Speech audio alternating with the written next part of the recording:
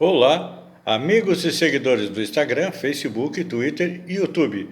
Sejam bem-vindos ao programa Almoçando com Feijão, onde você fica sabendo das notícias do Brasil, região e também do mundo. E vamos ao nosso toque de espiritualidade, que eu dedico aos amigos do Jornal da Praia que estão aniversariando hoje, que são Luiz Pereira, José Carlos Medeiros, Fátima Pires Flor, Thaís Barbosa Fetter, Jaqueline Zopo Cunha, Thaís Soares do Nascimento, Kelly Carvalho, Antony Crescêncio, Pedro e Patrícia, Rafaela Borges e Edila Couto Borges. E a nossa reflexão de hoje, que vale para sexta, sábado e domingo, é: seja humilde.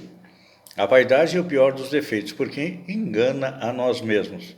Por mais sábio que seja, há sempre alguém mais sábio que você. Então, e por mais forte que seja, também alguém sempre mais forte. Então, a nossa dica é: seja humilde. E vai dizer isso por quê? A vaidade nos faz perder o sentido da proporção e acabamos caindo no ridículo, porque nos enganamos a nós mesmos. Grande verdade tem isso aí.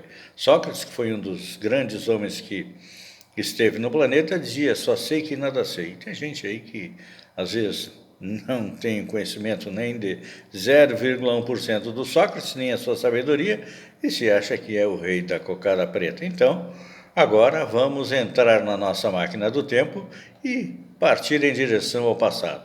Paramos em 1914. O herdeiro do trono austro-húngaro, o arquiduque Francisco Ferdinando, e sua esposa são assassinados em Sarajevo.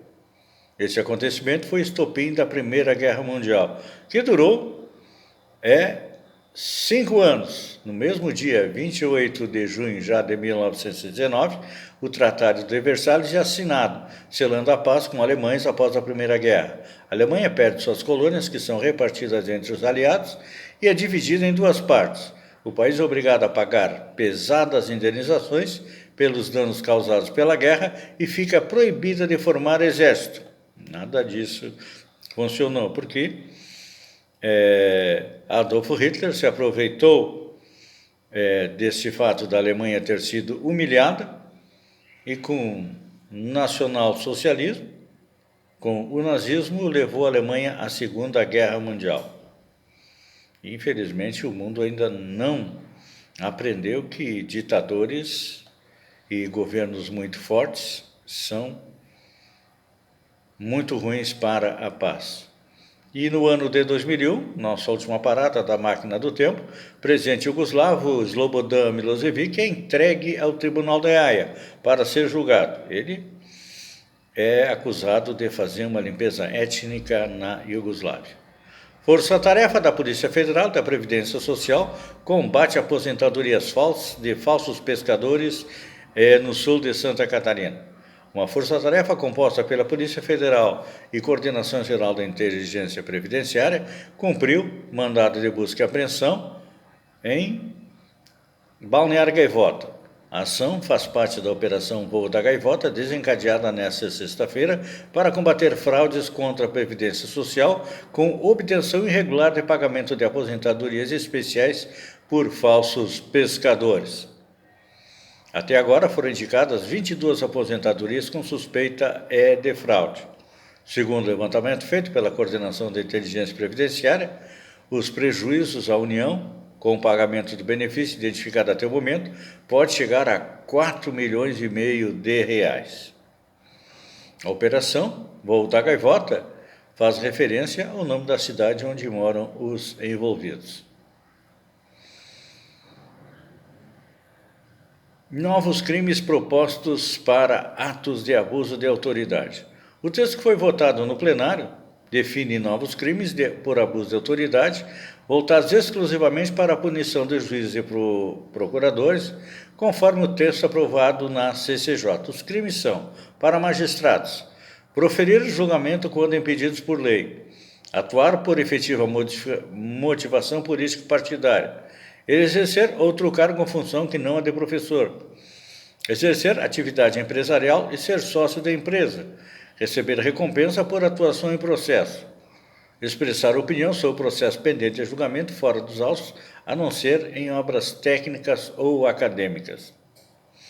E para os integrantes do Ministério Público, a punição será por emitir parecer quando estiver impedido por lei, recusar-se a praticar a função de procurador, instaurar investigação sem provas ou indícios insuficientes, receber honorários no processo ou contribuições e auxílios de pessoas ou entidades, exercer outra função pública que não a de professor, atuar por motivação político-partidária ou atuar como advogado. Também expressar opinião em processos pendentes fora dos autos, a não ser em obras técnicas ou acadêmicas. A pena é de 6 meses a 2 anos de detenção, que deverá ser cumprida de forma do pagamento de multa ou prestação de serviços à comunidade.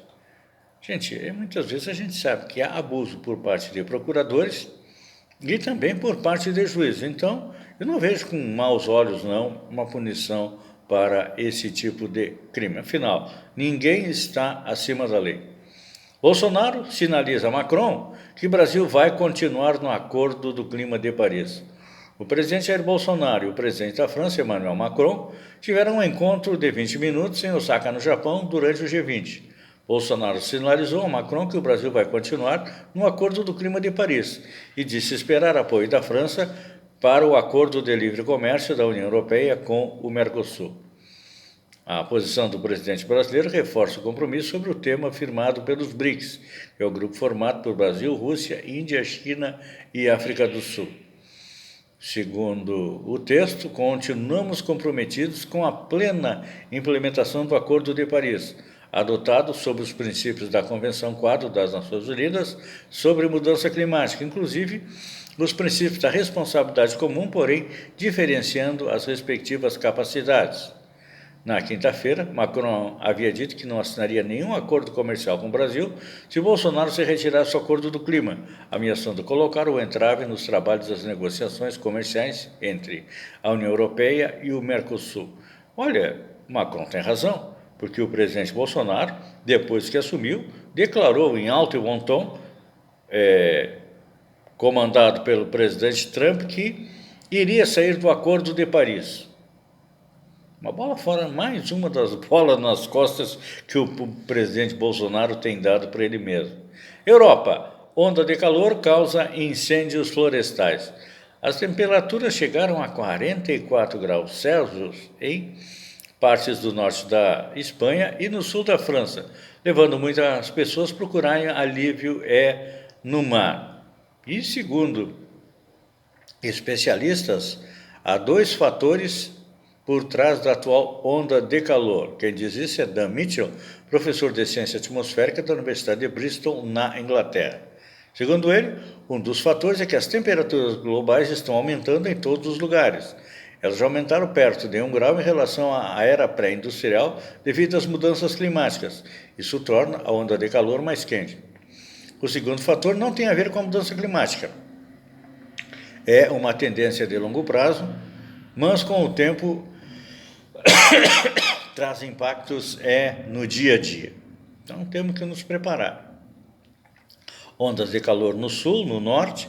O nosso inverno não é inverno, tem dado uns friozinhos, em seguida aquece. Dir a paz em divino amor.